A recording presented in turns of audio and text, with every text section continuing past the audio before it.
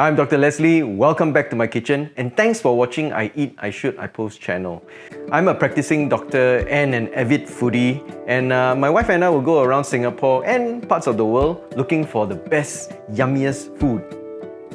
One of the things I really like to do is to recreate the recipes that we eat outside, especially when it comes to hawker food recipes, which you can find in the channel and on the blog. So I've been writing about Singapore food since 2006, and over the years I've talked to a lot of satay sellers. They will tell me a bit of this, a bit of that. I've built up this database of what should go into the marinade. So today I have managed to finally figure out how to make the kind of satay that you eat at all the best Hainanese pork satay places. So I'm going to show it to you.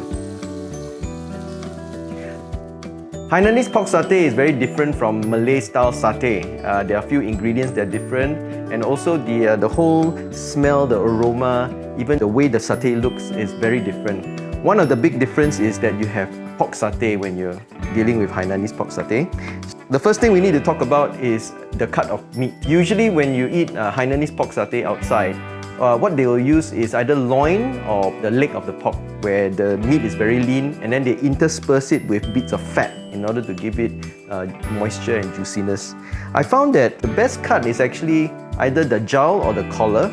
You can see that it's full of fat in between the muscles. A pork collar has got a very nice texture, especially after you marinate it and it becomes tender, it's juicy.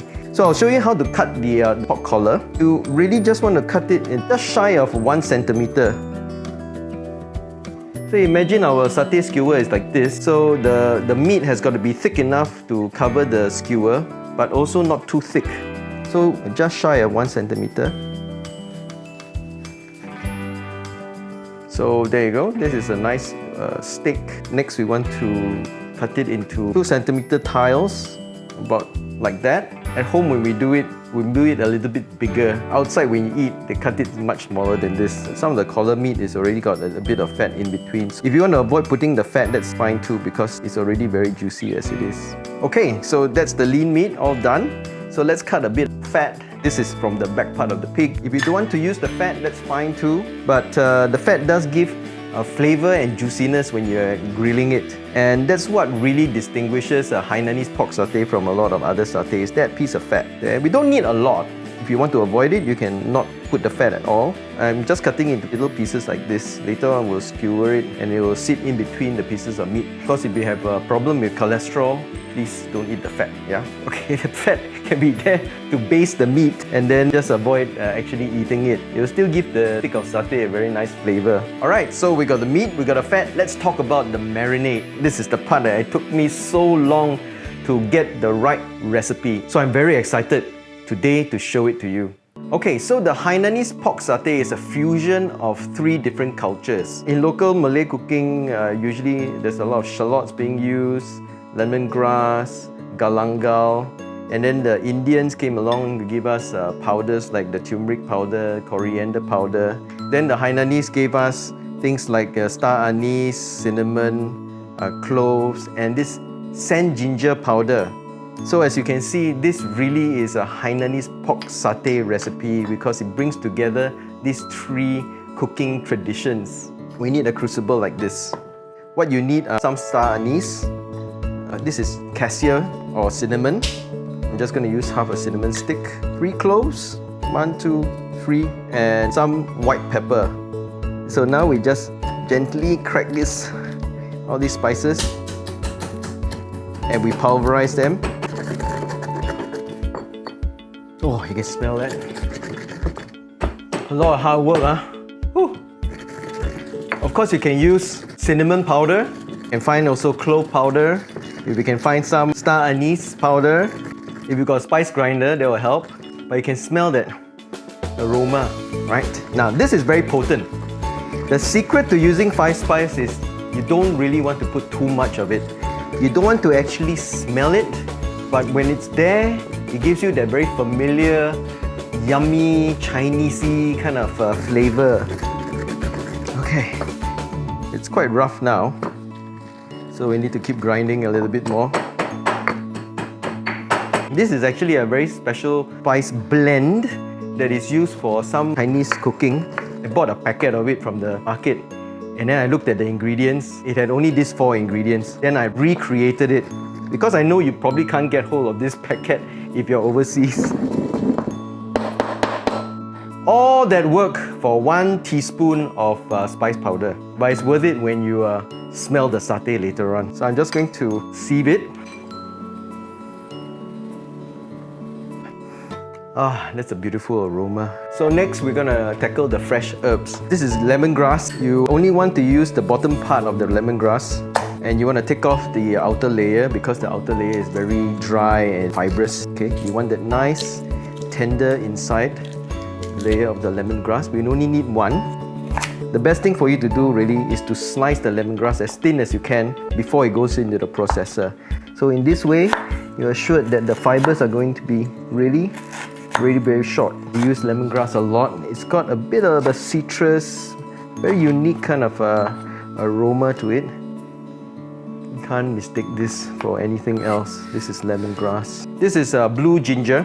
Basically, we just want a piece about this big. So you need to peel off the skin. Same with the lemongrass. We want to be slicing this as thin as we can so that the fibers will be really short when it grinds. So one extra step I like to do is I will pound this.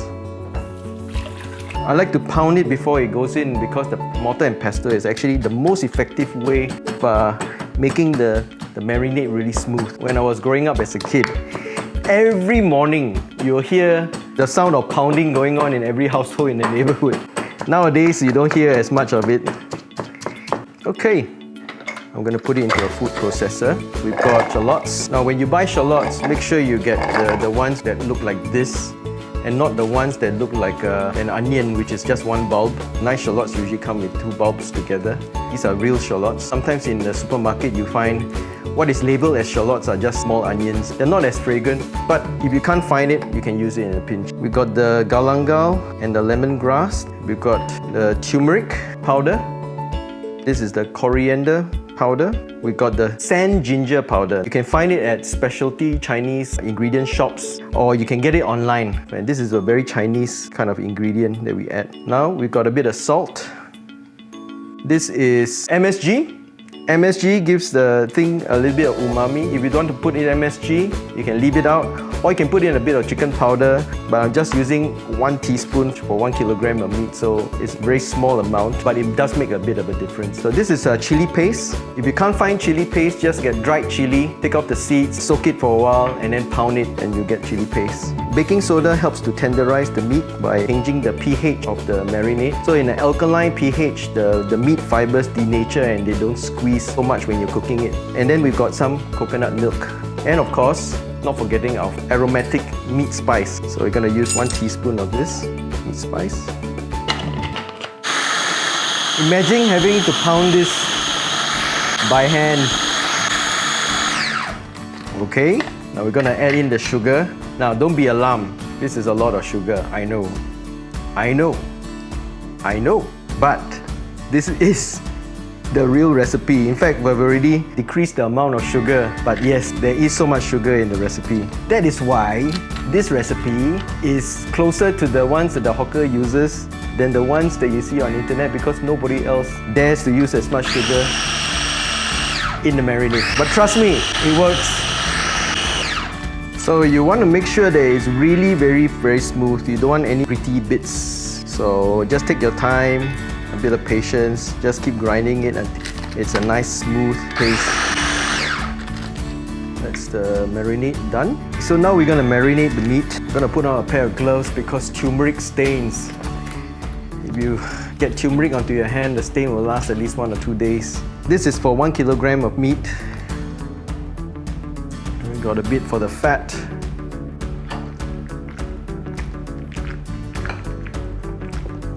Going to really get in and massage the meat. You know, as you massage it, the meat will start to absorb some of the marinade. So you keep doing this. Okay? And the same with the fat.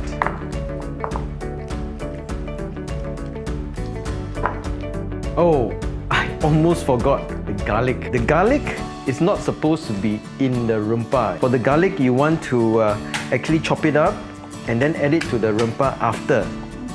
Why?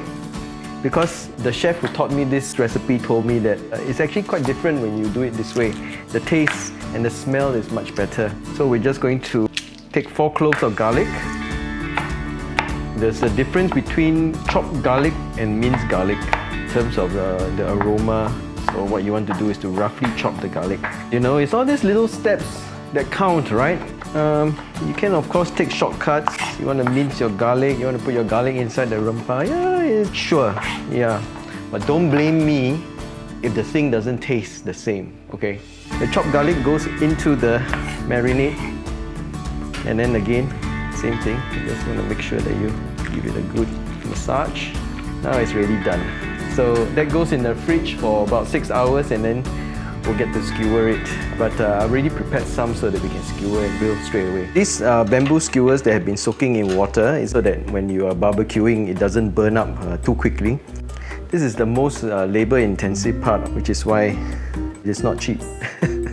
I heard from some hawkers that there are ladies out there that charge 7 cents a stick. They just employ these ladies that do nothing but skewer satay the whole day. So as you can see, you've got a piece of meat, a piece of fat, a piece of meat, a piece of fat, a piece of meat.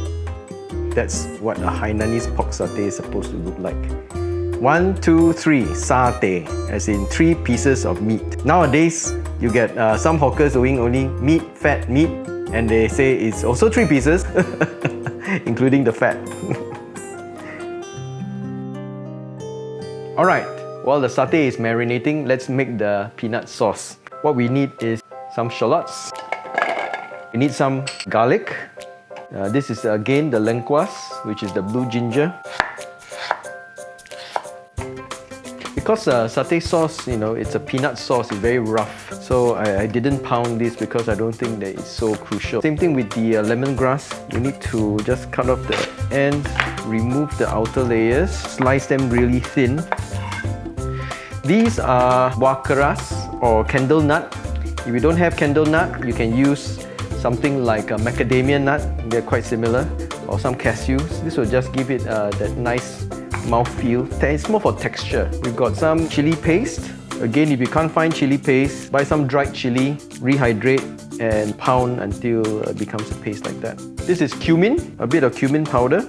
Okay, and that's our rempah. Let's grind it up.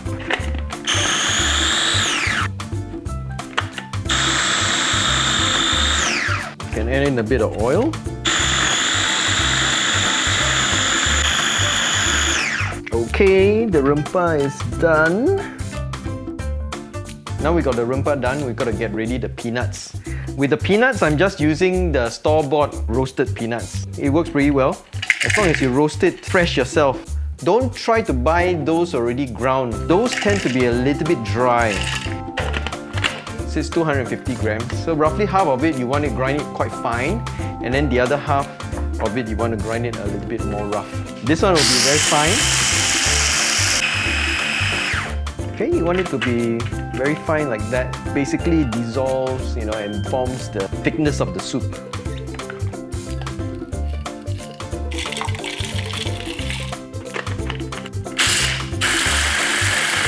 Okay, this is more coarse because we want satay sauce to be nice and chunky. This coarse ground peanut will have the bits that when you bite in your satay, it gives it that textural contrast. Okay, one final thing to do is the asam. This is basically tamarind paste. Tamarind is a sort of a pod and it's got all these seeds inside which you need to separate. I've added some water into the tamarind paste. I'm just giving it a massage just to get all that nice pulp out into the water. Get a sieve.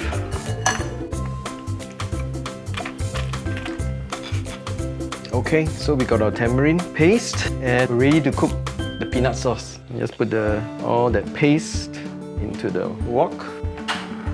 Some oil. You do need quite a bit of oil, but I'm using a non-stick pan so that I can reduce the amount of oil that I use. But traditionally it's 1:1. It means if you use 1 cup of the paste, you use 1 cup of oil. You want to basically keep stirring it, making sure that it doesn't get burnt. You know you're done when all the oil is released from the paste. So as you can see, right now the oil is all sort of like mixed up with the paste. Maybe you have to do this for about 10 or 15 minutes. This is the part where the whole house filled with the smell of chili.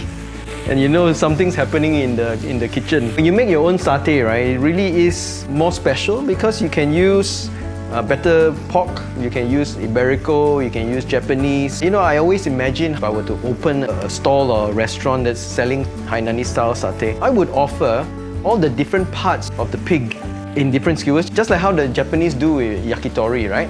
So I'm making this video to encourage and motivate would-be hawkers who are thinking, okay, what shall I do? Because there are very few people who actually are making their own satays. There's maybe about less than 10 that I can think of. In fact, only about 5 and 8 that I know who are still making their own satay, still making their own satay sauce. That's why we're having this logo, right? Make satay great again. We want to interest the younger generation of Singaporeans to love this dish again, because when I was a kid, satay as a whole is everywhere. So my rempah is slowly turning color. So I also make this video for all you Singaporeans and friends of Singapore who love Singapore food, living overseas. I know you can't get hold of the satay. Hopefully this video will help you get some sort of foundation. Some of the ingredients that you can't find can be substituted. Others, you just have to make do without it, I guess. I think with Southeast Asian food now being quite popular, especially Thai food, a lot of the ingredients can be bought overseas. See, as the color deepens, all the sugars in the shallot, turning into caramelized sugar, really hits you. As you can see, the oil is coming out, right? So we're almost there. It's already quite dark. Okay, remember again, the fire is on really low and slow. Okay, I think I shall start putting in the rest of the ingredients. We'll throw in the coconut milk. Just add a little bit of water. Throw in all the peanuts. That's why they call it peanut sauce, right? You can see why. There's a lot of peanuts. It's the time when you can actually taste a little bit of it. Two things missing. First, asam. Don't blindly just follow my recipe, because this is the part that you can actually adjust to your liking. Okay, so for the sugar, you can just add in half of the amount that I put in the recipe. You can put in half first, and then you taste as you go. When the asam goes in, it's taken on that satay flavor. So just let it simmer slowly for 15 minutes or so. See how nice and chunky it is. But you do need to boil it for a bit so that the peanuts will soften. And if it's not salty enough, just a bit of salt. Because the peanuts are already salty. Adjust until you feel that the taste is right. It's almost there. Okay, the peanut sauce is ready. So what we want is some honey pineapple.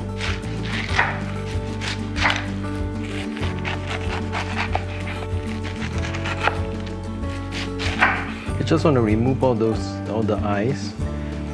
For the pineapple, important that you grate it by hand instead of using the food processor, because you want a little bit of texture. The rest we'll just chop up. The pineapple puree is what defines Hainanese style satay from Malay style satay. It adds a bit of zing, and because of the acidity, the pineapple actually helps you eat more satay. Very important. Now, of course, the best way to grill satay is over charcoal. It will give that satay an extra bit of flavor. But I had a shortcut.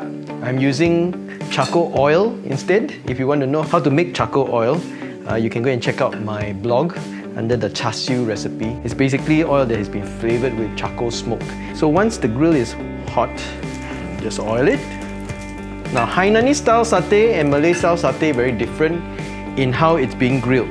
Hainanese style satay is grilled over a very low heat. When you see the Malay style satay at Lau Pa Sat, all the fire is going everywhere, right? But not for Hainanese style satay. You want it to grill very low and slow so that all the fats will melt nicely. So I'm just gonna oil the satay just before I put it onto the grill like that.